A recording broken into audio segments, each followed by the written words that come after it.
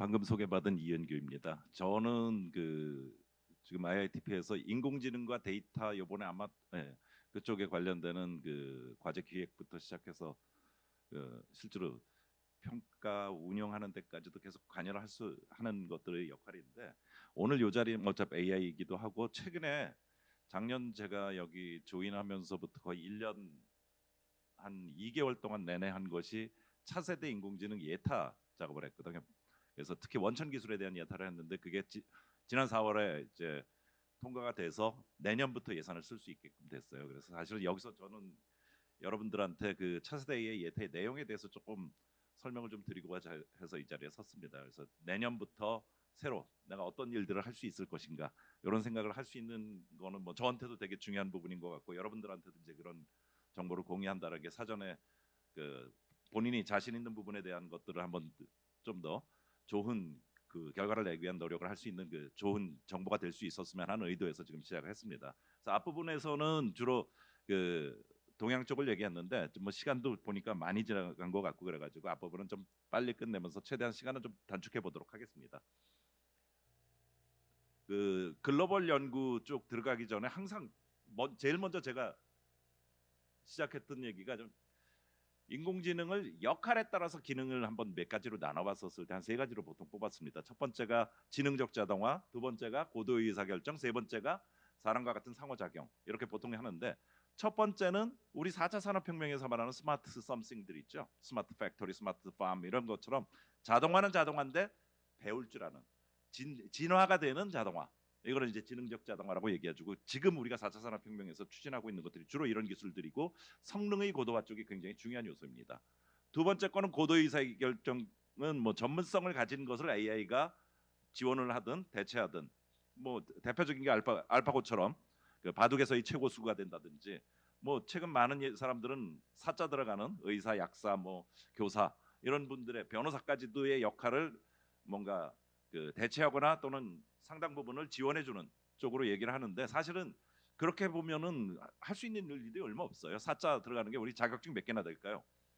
그러니까 실질적으로는 여러분들이 하시는 여러분들의 일이 그 회사의 고유의 일일 때, 그 일에서 벌어지는 시간에 따른 진화나 새로운 노하우의 발굴, 이것도 다 전문성이라고 볼 수 있습니다. 그래서 내가 만들고 있는 나의 주변에 나를 지원하는 시스템 중에서 나의 일에 관련되는 걸 특화시켜서 지원해 줄 수 있게끔 만든다. 그것도 두 번째 거에 해당됩니다. 고도의 의사결정 기술.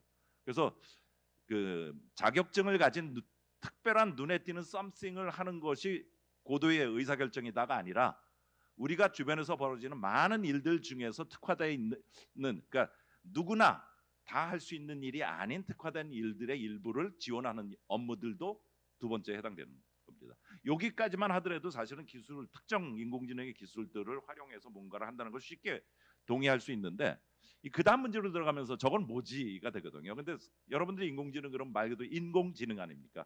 지능은 지능인데 기계적으로 구현돼 있어서 컴퓨터 내에서 수행하는 형태가 되다 보니, 기왕 컴퓨터가 하는 거 뭐 이것저것 다 잘한다니까 만능맨이 되라, 그래서 터미네이터가 되든 뭐 이렇게 하다 보니까 끊임없이 사람의 상상을 늘려가고 기대치를 높이는 그런 오작용, 그러니까 그런 형태로 작용을 하고 있거든요.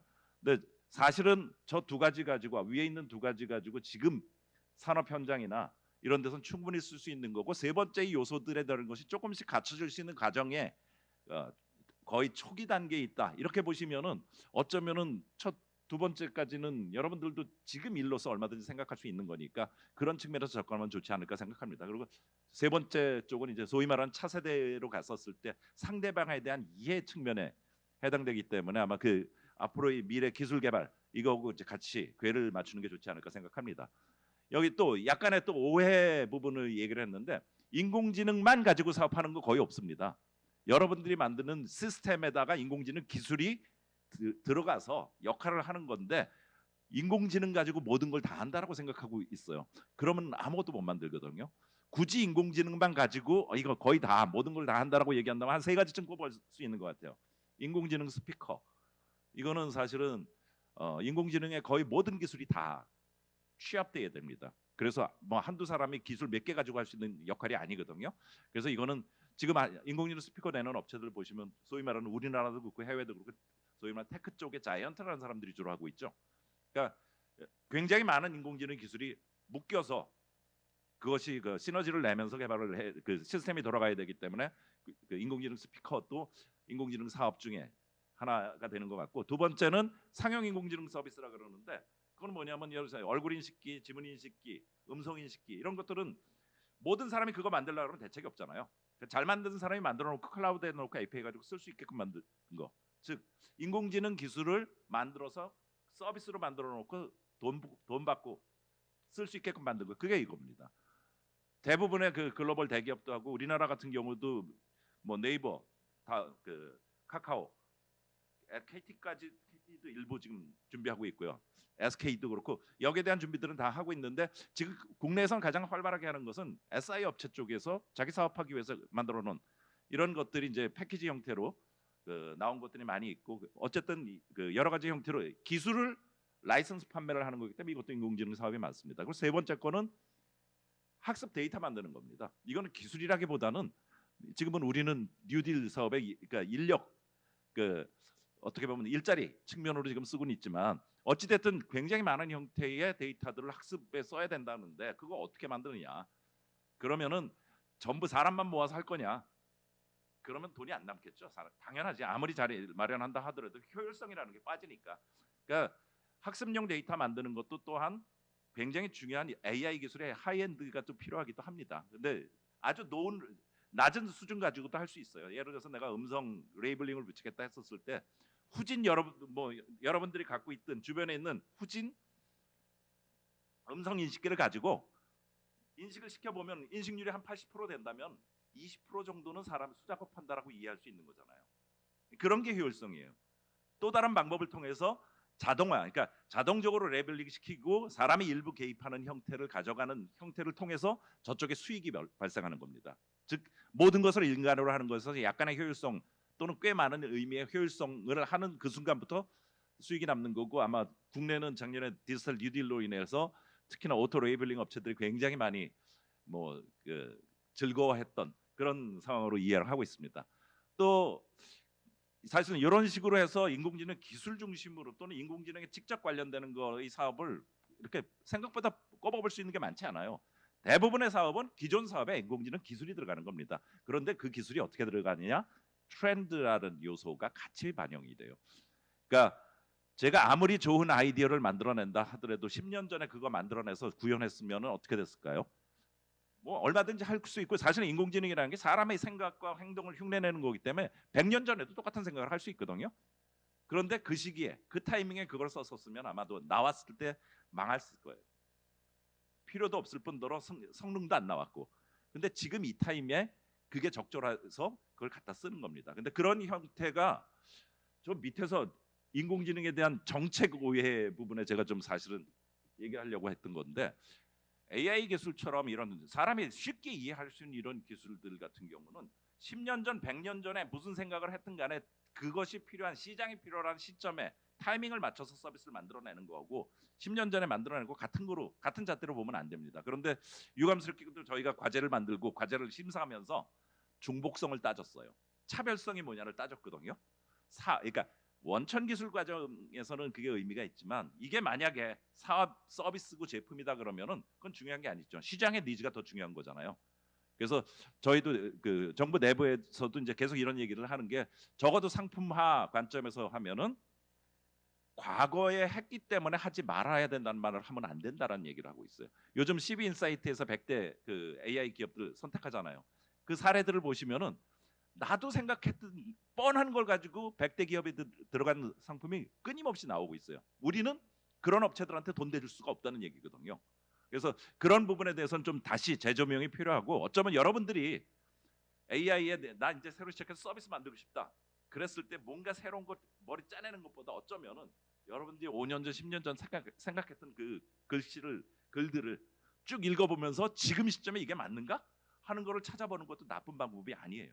그래서 좀 더 편하게 AI 기술에 대해서 접근했으면 하는 의미에서 좀 이 얘기를 써봤고요. 지금은 이제 다파에서 하고 있는 건데 이거는 그냥 스킵해도 될 것 같아요. 그 다파 쪽에서 지금 우리도 지금 K-다파 해가지고 사실 혁신 도전형 프로젝트를 계속 만들어내서 하고 있는데, 전 세계적인 어떻게 보면 차세대 원천 기술에 대한 것들의 시작과 방향성에 대해서 그 첫 번째로 시도를 하고 그것들을 보여준 게 다파의 모델이라고 보시면 될 것 같습니다. 그다음에 인간 중심의 모델을 연구라고 하는데 이거는 사실은 어디서부터 어디까지가 인간 중심이다 얘기하기 되게 어려운 문제가 될 수 있어요. 뭐 윤리 문제부터 신뢰 문제도 들어갈 수 있는 거고 어떤 거는 사람과 사람과의 소통이 어차피 AI가 사람하고 같이 일할 거라면 사람을 어떻게 이해할 거냐의 문제가 되는 게 소통 잘 되느냐. 예를 들어서 다파의 CWC라고 되어 있는 게 이제 커뮤니케이션, 사람의 말하는 의도를 얼마나 잘 이해할 거냐 하는 부분이거든요. 그래서 사람을 상대방으로 봤었을 때 AI가 추가적으로 기술의 고도화뿐만 말고 고민해야 될 요소들이 주로 인간 중심의 AI 연구에서 이루어지니까 이거는 무한한 한계가 없다라고 보시면 될 것 같습니다. 어쩌면 말은 그렇게 해놓고도 이제 시작이기도 한 그런 영역이기도 합니다. 이제 이 사실은 이런 얘기를 시작하게 된 거는 우리가 차세대란 말을 제가 이렇게 막 쓰고 있는데 차세대란 말을 우리가 쓸 때 항상 뭐였죠? 옛날에 뭐가 있었는데 그게 문제가 뭐가 있어서 어떻게 다음은 뭘 할래?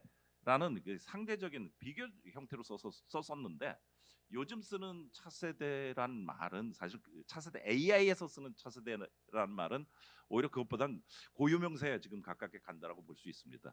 정확히 지금 딱 정의하기는 어렵지만 공감하는 부분이 뭐냐면은 사람 수준의 something, 사람 수준의 지능을 지향하는 모든 부분을 차세대라고 얘기하고 어떤 거는 사람 수준에 넘어간 것도 있죠. 예를 들어서 알파고 같이 바둑에서는 적어도 사람 뭐 이세돌을 이기는 수준까지 넘어가서 이제 하산까지 한 상태가 되겠지만 어떤 쪽은 사람 미치지도 못하고 이런 여러 가지 요소들인데 전반적으로 사람의 수준 쪽으로 가기 위한 그 기술들 그것들을 차세대라고 얘기하고 그러기 위해서 지금이라는 기준은 대체적으로 딥러닝이나 거기에 약간의 로직이 들어가는 정도 지금의 기술들을 기반으로 해서 부족한 점을 해석 극복하기 위한 노력도 하고 아예 그 뇌과학처럼 전혀 색다른 시도를 하기도 하고 이런 것들이 기술적으로는 전체가 다 뭉쳐 있는 것이 차세대에 해당되는 겁니다. 근데 이것들이 AI 기술이 이제는 단순히 기술만 나온 것이 아니라 기술 별것도 아니고 한두 개씩 그 기능적으로 기술이 만들어져 있는데 이게 산업과 또는 학문과 거의 모든 부분에 직접적인 영향을 주고 있거든요.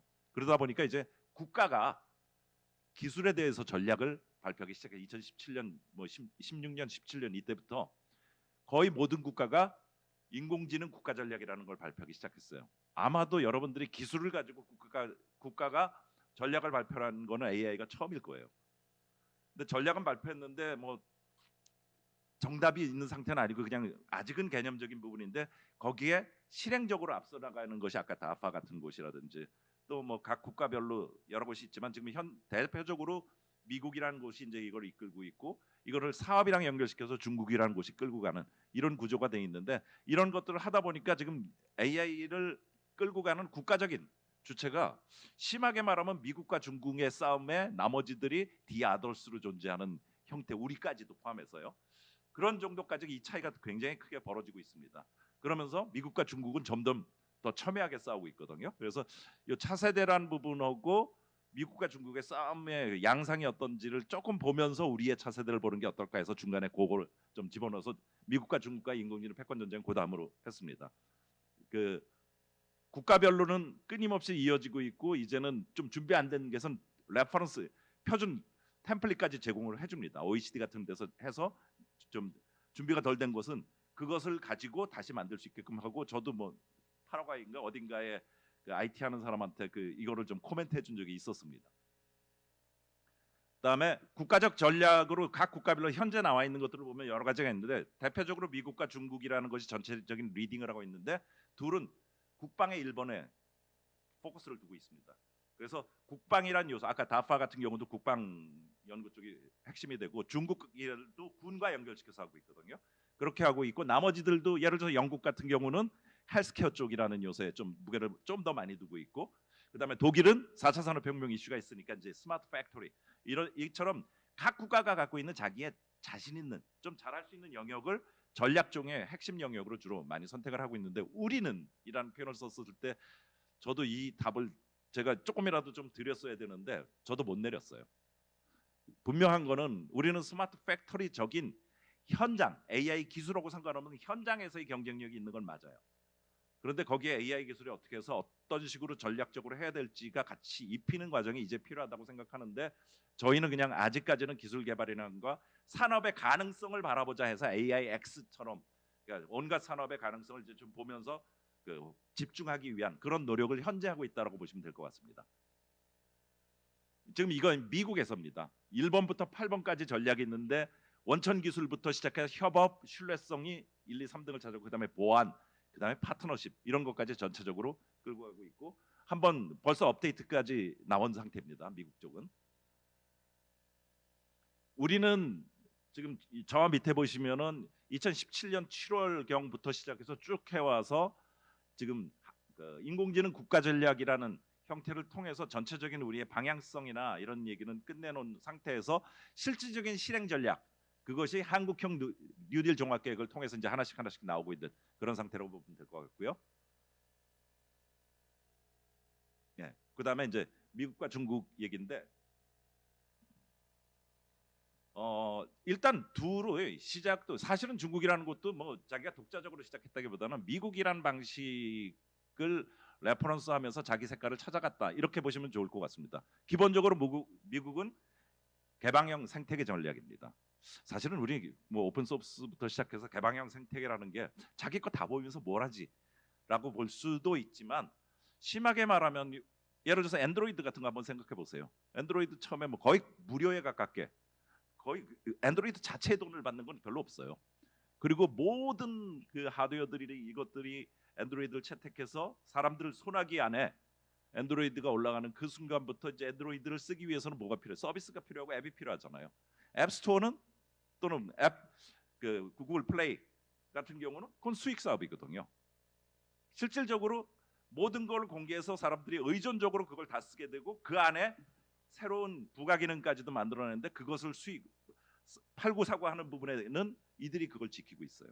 어떻게 보면 관문의 위치를 앱스토어라는 것을 통해서 끌고 가는데 겉으로 내세운 거는 개방형이라는 앤드로이드 OS라는 걸 끌고 간 형태가 되죠. 우리가 AI 측면에서 보면은 텐서플로우라든지 CNTK라든지 등등등 소위 말하는 인공지능 프레임워크라고 말하는 것들이 바로 그 개방형 프레임워크에 해당됩니다. 여러분들 웬만하면 텐서플로우 다 써보셨을 거 아니에요. AI 하실 때. 그리고 다 쓰라고 얘기하죠. 내가 만들까 하는 순간 이거 어떻게 만들지가 되죠. 만드는 거 생각보다 쉽지 않거든요. 특히나 백프로퍼게이션 같은 거 구현은 되게 오픈 소스도 있고 구현은 쉽지만 과연 최적화시켜서 상품화 시켜서 아무도 자신 없어요. 그러니까 그런 일들이 벌어지는데 그 사이에 바로 의존 관계가 벌어지는 것 같아요. 그러니까 미국에서는 개방을 해놓고 웬만하면 이거 갖다 쓰면 너 쉽게 할 수 있어서 쓸데없는 거 개발할 필요 없어라고 얘기해서 다 들어오게끔 스스로가 호발주자들은 자기 거 개발이 아니라 와서 서비스 개발로 바로 들어가서 밑바닥 기술은 그냥 갖다 쓰는 이 구조를 바로 만들어서 의존성을 바로 만들어 버리는 거예요. 그리고 이들이 가진 수익 구조는 컴퓨팅 파워 같은 프론티어 전략에서 슈퍼컴퓨터를 가져가든지 아니면 또 다른 형태의 마켓 플레이스 같은 걸 만들어서 앱스토어라든지 또는 여기서는 요즘 그 AI 쪽에서의 이런 그 수익 사업 벌리는 개방형 생태계 수익 사업 벌리는 게 뭘까요? 오토메밀 같은 거예요. 우리가 열심히 테스트해서 만든 모델들 거기에 다 있고 데이터도 거기 다 있어요. 근데 사람들한테 얘네들은 그거 다 모아놓고 있다가 너 데이터를 갖고 오거나 네가 하고 싶은 얘기만 하면 내가 적절한 데이터와 모델 찾아서 너한테 갖다 줄게. 돈 내. 이런 식의 수익 사업 구조로 들어가 있거든. 그 누가 할 수 있어요? 그만큼의 모델과 데이터를 갖고 있지 않으면 아무도 못 하거든요.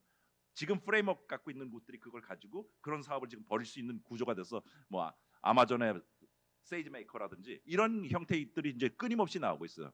그래서 그런 관계들이 이어지고 있고 데이터도 계속적인 공개를 하고 있고 특히나 캐글 같은 경우는 경원 구도를 통해 가지고 1등부터 10등까지의 소스부터 시작해 데이터 다 공개하잖아요. 근데 사실은 공개를 통해서 뭐 구글이 뭘 얻을까 이렇게 얘기도 할 수 있지만 사실은 내가 하고자 하는 일들을 나 혼자가 아니라 전 세계 크라우드 소싱을 통해 가지고 인력 채용 없이도 이 사람들이 스스로 알아서 좋은 알고리즘 갖다 주는데요. 인력 부족이라는 문제를 거꾸로 푸는 툴로서 캐글이 쓸 수도 있다는 얘기입니다. 네. 이거. 그래서 지금 보시면은 한편은 생태계 측면에서 봤었을 때는 저 부분에 그렇게 우리가 이겨낼 수 있다라는 확신도 없지만 그래도 뭔가 좀 필요하긴 할 것 같은데 지금 저 오픈 생태계는 초기에는 많은 희생, 엄청나게 어려운 기술에 대한 개발 문제와 많은 사람들이 쓰게끔 해서 데이터가 모이게끔 하기 위한 생태계 문제를 같이 풀어야 되다 보니까 쉽게 엄두내기 어려운 영역이기도 합니다. 그래서 이런 형태의 것을 하나가고 있고 뭐 데이터 중국 같은 경우는 사실은 정책 자체는 똑같은데 하나 차이가 있어요. 데이터에 대해서 우리나라 밖을 벗어나지 못하게 하겠다라는 데이터 블로킹이라는 걸 하나를 더 쓴 거예요. 그러니까 개방형 정책을 쓰되 중국 내에서의 개방형이라는 거예요. 근데 걔네들은 15억인이 되니까 그 안에서도 충분하고 15억 가지고도 충분하거든요. 그래서 그 구조를 가지고 해나가는데 데이터라는 것이 쌓이면 쌓일수록 거기서부터 노하우부터 지식이 다 들어가 있으니까 그걸 통제하는데 그 통제하는 가장 쉬운 방법은 뭐겠어요? 개인정보 같은 거 보호의 문제 이런 거를 적절히만 걸어도 틀어잡을 수 있거든요. 예를 들어 가지고 전인민 대표에서 2018년인가 17년인가 그 중국의 인민 데이터는 중국 회사만 만들 수 있다라는 선언을 했어요. 그럼 어떤 일이 벌어지냐? 예를 들어서 삼성전자가 휴대폰을 팔았다 했었을 때 애프터 서비스 하기 위해서도 고객 정보가 필요하잖아요. 그거조차도 자기 마음대로 만들 수가 없는 거예요. 중국 기업 삼성이 투자한 중국 기업이 되든 아니면 중국 기업이 그거를 해주고 대행을 맡겨야 되는 그런 일들이 벌어지다 보니까 계속적으로 데이터를 중요한 거를 쌓아갈 수 있는 요소를 가져가질 못하는 거예요. 개별 데이터는 가져갈 수 있지만 그들의 히스토리부터 시작해 연계관계 이런 걸 이어갈 수 있는 핵심은 개인정보에서부터 시작하거든요. 그러니까 그런 요소들을 함으로써 이게 소위 말하는 모든 거는 공개 방식은 미국하고 거의 동일하게 가되 데이터를 오가는 쌓이게 하는 요인에 대해서는 중국이란 데이터를 벗어나지 못하게 함으로써 그들이 가진 강쟁력을 가지고 거기에다가 한 가지를 더하고 있습니다. 지금 들어보면 아실만한 업체들이 나서서 플랫폼 지금 15대 플랫폼까지 되어 있는데 플랫폼을 만들고 있고 이걸 중국 내에서 공유를 하고 있어요. 아까 말했던 그런 데이터나 여러 가지 것들을 통해서 얻어진 노하우를 플랫폼화시키고 그 플랫폼을 중국 기업들은 자유롭게 쓸 수 있게끔 하는 플랫폼 국가대표 기업이라는 표현을 씁니다. 국가대표 플랫폼 기업을 정해서 각 영역별로 정해놓고 이것들을 중국 기업들이 스타트업들이 같이 쓸 수 있도록 하는 것, 즉 정부가 사업화까지도 관여해서 도와줄 수 있는 체계를 갖고 있는 것이 중국의 체계입니다. 그래서 여기 블록화는 아까 말씀드렸듯이 결국은 그 모든 것들의 시작이 데이터니까 데이터가 중국 밖으로 벗어나는 거에 심각한 통제를 하는 그런 쪽으로 하면서 결국은 이 기술의 누적성이나 시장 독점의 가능성에 대한 것들은 이 밖을 벗어나지 않고 내가 다 가져가겠다. 그리고 상용화 상품화는 그런 대표적인 플랫폼을 통해서 중국이 먼저 시작한다 하는 형태로 지금 가고 있는 상황입니다. 그리고 이제 우리 얘기로 돌아올게요. 이거는 지난번에 한번 제가 그 평창에선가 그 하면서는 이렇게 할 예정입니다라고 얘기했는데 지금은 이제 확정된 얘기를 드리는 거니까 이제 주로 그때는 항목만 소개했는데 조금 자세하게 설명을 하도록 할게요. 근데 이게 포인트, 기본적인 방향은 그러니까 지능적 자동화 고도 의사결정과 같이 성능적인 측면에서 그 것을 추구하는 한 축이 있다면은 또 한 축은 사람과 같은 상호작용 또는 상대방에 대한 이해, 컨셔스니스 같은 이런 류의 통해서 협업을 가능하게 하기 위한 이해 두 개의 축으로서의 기술 개발이 이루어지고 이것이 현재 뭐 그나마 성능이 잘 나오는 딥러닝보다 좀 더 현재의 딥러닝보다 더 부족한 점을 만회하든 새로운 걸 통해서 이거를 극복하든 그 방법이 뭘까? 이 부분을 보통 차세대라고 얘기하고 저희가 지금 만든 차세대도 여기에 집중을 하고 있습니다. 그래서 뭐 이건 넘어갈게요. 기술이든 산업이든 뭐 많이 쓰이고 있고 그다음에 글로벌 시장 쪽에서 보면 아까 앞에서 얘기했듯이 뭐 어떻게 보면 그 위너 텍스 올 뭐 얘기도 있고 등등등 얘기는 있지만 좀 사실은 그 글로벌 시장은 어떻게 보면 중국과 미국의 싸움을 모든 국가가 지금 쳐다보고 구경하는 스타일이 돼버리는 그런 그런 구조가 될까 봐 우려스럽거든요. 그래서 우리가 정말 우리 위치 정하는 것도 되게 중요한 요인이라고 생각되고요. 이 글로벌 기업들 쪽에서 보면은 결국은 AI 기술이라는 걸 중심에 두고 전체 사업이 아님에도 불구하고 그 기술의 특허권이든 그 성능이라는 걸 들고 타 산업으로 지금 하나씩 하나씩 자기 발을 넓혀가고 있어요. 뭐 예를 들어서 아마존 같은 경우는 그들이 잘하는 건 뭐죠? 물류, 쇼핑. 이걸 가지고 이제 보험이라든지 부동산이라든지 이런 쪽 영역으로 계속 헬스케어 가지고 갔는데 헬스케어는 우리 같은 경우도 아직도 난공불락이잖아요. 그러니까 어떻게 보면 나와바리 문제들 때문에 쟤네는 예를 들어서 전국의 온라인 약국이라든지 이런 것들을 통해서 이미 상당 부분을 가져갔고요. 물류라는 거에 물류 비용을 최소화시켜서 프라임 고객한테 동일하게 이틀 만에 무료 배송이라든지 이런 체계를 약품에 똑같이 제공을 하면서 이미 뺄 수가 없는 구조를 만들어 버렸어요. 그래서 그런 형태의 것이 아마존이라면 구글은 좀 얘기가 달라요. 구글은 뭐 워낙 그 이익률도 높고 지금까지도 여유로웠다 보니까 예전까지만 하더라도 연구하는 거는 5년 후 10년 후를 보고 연구를 했어요. 그러니까 남들이 쫓아갈 수가 없어요. 남들은 내가 지금 이 사업을 해서 성공이냐 실패냐가 중요한 거고 실패를 안 하기 위한 노력을 했는데 얘네들은 5년 후 10년 후에 미래 기술을 개발했기 때문에 흉내낼 수가 없는 그런 정도였는데 최근에 바뀌었어요. 아마도 아마존과의 그 쇼핑 검색 경쟁에서 아마존은 상품 검색을 하잖아요. 여기는 일반 검색을 하고 상품 검색은 계속 단가가 높아 광고성이 높기 때문에 이게 높아지는데 이쪽에서 차지하는 아마존의 역할이 점점 포션이 커지면서 아마 위기를 느낀 것 같아요. 그래서 지금 무슨 일을 하냐면 1조 달러 이상인 시장 중에서 나한테 괜찮은 게 뭔가를 찾고 있어요. 보통은 내가 뭘 잘하니까 그 시장의 규모가 어떠니까 어떻게 이 분야를 갈까 말까 이렇게 판단할 텐데 아직은 여유로운 것 같아요. 그래서 파이가 큰 몇 가지의 시장을 그냥 쭉 늘어놓고 어디에 어떤 식으로 들어갈까 그런 고민들을 하고 있는 게 지금 구글입니다. 애플은 철저하게 IoT 디바이스 측면으로 해가지고 접근을 하고 있고 주로 헬스 쪽으로 접근을 하고 있습니다. 각 국가별로 보면 아까 말했듯이 자기가 잘하는 쪽 중심으로 끌고 가고 있다는 얘기고요. 그다음에 국내는 아까처럼 그 많은 그 전략들을 위한 역할을 했고 민간 기업 쪽이 이제 제일 고민스러운데 대기업 쪽에서는 나름대로 오늘 아까 LG도 발표했지만 해외 쪽에 연구소도 만들면서 나름대로 잘 가고 있고 글로벌 기업과 비슷한 모양새를 취하고 있는데 문제는 우리 국내 기업들 산업체나 이쪽은 실제로 사용률도 굉장히 떨어지고요.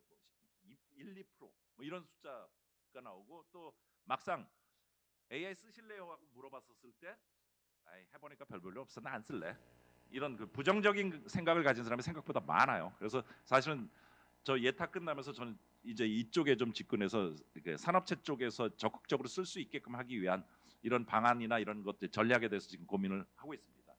그래서 이런 형태라서 좀 이제 산업체 실제로 산업체가 잘 쓸 수 있게 하는 게 되게 중요해요. 차세대 AI라는 거는 현재 AI를 잘 써서 그 다음에 승부수를 걸 때 쓰는 기술입니다. 지금 있는 현장에 있는 곳의 차세대 AI는 필요한 게 아니에요.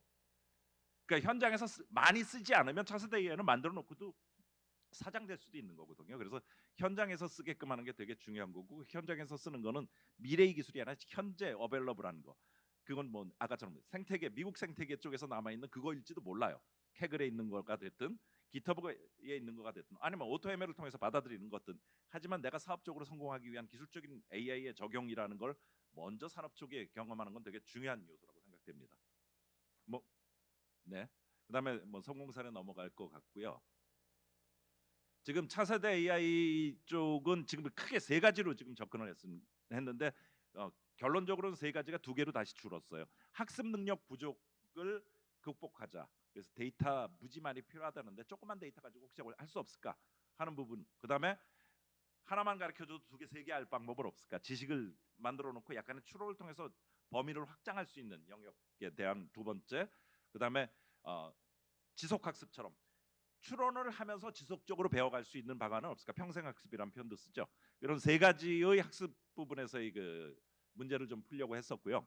그다음에 신뢰성 부족, 뭐 최근에 뭐 공정성 이슈도 나왔고 또 투명성과 같이 설명 가능한 AI라든지 이런 류의 요소들로서 AI 기술 그 자체보다는 기술이 가진 임팩트를 사전에 검증해 보기 위한 툴 성격으로 신뢰성 문제를 좀 보고 있고요. 그다음에 이제 활용성은 주로 인간이라는 상대방에 대해서 AI가 대화를 취할 때 그냥 지금처럼 기계적인 대화가 아니라 그 상대방을 이해하면서 대화를 할 수 있게끔 하는 기술이 뭘까? 그래서 주로 멀티모달 측면으로 접근해 세 가지로 접근을 했습니다. 그래서 요거는 넘어가는데 저 뒤에 하나씩 얘기하기 전에 요 얘기는 꼭 전달드리고 싶은 게 저희가 요번에 이제 과제 진행 방식을 하나 바꿨습니다. 그 중에 제일 큰 것 중에 하나가 복수형 과제라는 건데 지금 아까도 말씀드렸지만 뭐 인공지능 학습 능력 개선 이런 거 다 알고리즘이거든요. 알고리즘을 개발할 때는 수십 명, 수백 명이 필요한 일이 아닙니다. 잘하는 몇몇 사람들이 똘똘 뭉쳐서 문제를 풀 수 있는 거고 그거는 엄청나게 많은 사람보다는 진짜로 그들의 응집력과 능력이 좌우하게 되거든요. 그리고 알고리즘이라는 건 방법이 하나가 아니에요. 두 개, 세 개, 몇 가지 방법이라도 활용 영역에 따라서 어느 게 좋고 나쁘고가 정해지는데 우리는 지금 하나밖에 못 했잖아요. 지금 복수형 과제는 뭐냐면 예전에 경쟁형 과제라는 게 있었어요. 똑같은 방법을 풀기 위해서 두 개의 과제를 해놓고 2년, 5년짜리는 한 3년쯤에 대해서 둘 중에 하나를 떨어뜨렸어요. 그리고 그러니까 하나를 죽이고 하나만 가지고 5년을 끌고 가는 이런 식의 경쟁형인데 그걸 조금 바꾼 겁니다. 그래서 경쟁형이 하나의 목적을 향해서 상이한 방법으로 세 가지 정도를 접근할 수 있도록 해주고 중간에 안 자르겠답니다. 끝까지 가자. 각자가 각자의 영역에서 의미가 있으니까 똑같이 가자라고 한 것입니다. 그리고 규모 문제가 있는데 이 세 가지 뭐 예를 들어서 세 가지 접근 방법을 각각 묶어서 하나로 한다 그랬으면 아마 저게 연단이 한 30억, 40억 뭐 이렇게 큰 단위가 될 거고 그렇게 되면 결국 사람들 많이 모아서 일을 하라고 할 텐데 알고리즘이다 보니까 굳이 그럴 필요는 없는 것 같아서 1년에 한 10억 정도의 규모로 그런 1년에 10억짜리 3개를 만든 거예요. 30억짜리 한 개가 아니라. 그리고 각각 다른 방법을 쓰고 그다음에 5년은 보장하겠다. 물론 뭐 나쁜 짓을 하면 안 되겠지만 정상적인 상태에서는 5년 동안 지속적으로 할 수 있게끔 하는 구조로 만든 게 바로 이 복수형 과제고요. 이 복수형 과제 쪽이 아마 여러분 특히나 학교 쪽에서는 되게 좋은 연구를 할 수 있는 그런 토픽들이 많이 있는 그런 내용으로 보시면 될 것 같습니다. 지금 보면 여기 복수형이라고 된 건 주로 인내역 쪽에 그 학습 능력 개선 쪽에 복수형이 있고요. 그래서 효율 학습 쪽에서 즉 자기지도 학습, 메타 강화, 그다음에 지식과 상식 기반의 추론, 실세계의 변화 적응 이런 류의 거, 그다음에 학습 역량 진단 개선, 평생 학습 이런 것들이 하나의 주제라고 보시면 이 각각이 세 개의 다른 방법을 받아들여서 일을 수행하겠다는 거고요. 그다음에 신뢰성 쪽으로는 XAI 설명 가능한하고 공정한만 했고 지금 견고하는 보안 쪽하고 충돌이 되기 때문에 좀 약간 조정을 하기로 해서 이번에는 빠지기로 됐습니다. 그리고 마지막으로 이 활용성에서는 이제 소통 쪽에서는 주로 이쪽에서는 전체적으로 멀티모달하고 에이전트 간 협업, 그 AI 커뮤니케이션 요거까지들을 기술적으로 포함시키려고 하고 있습니다. 예, 시간상 여기까지 발표하도록 하겠습니다. 감사합니다.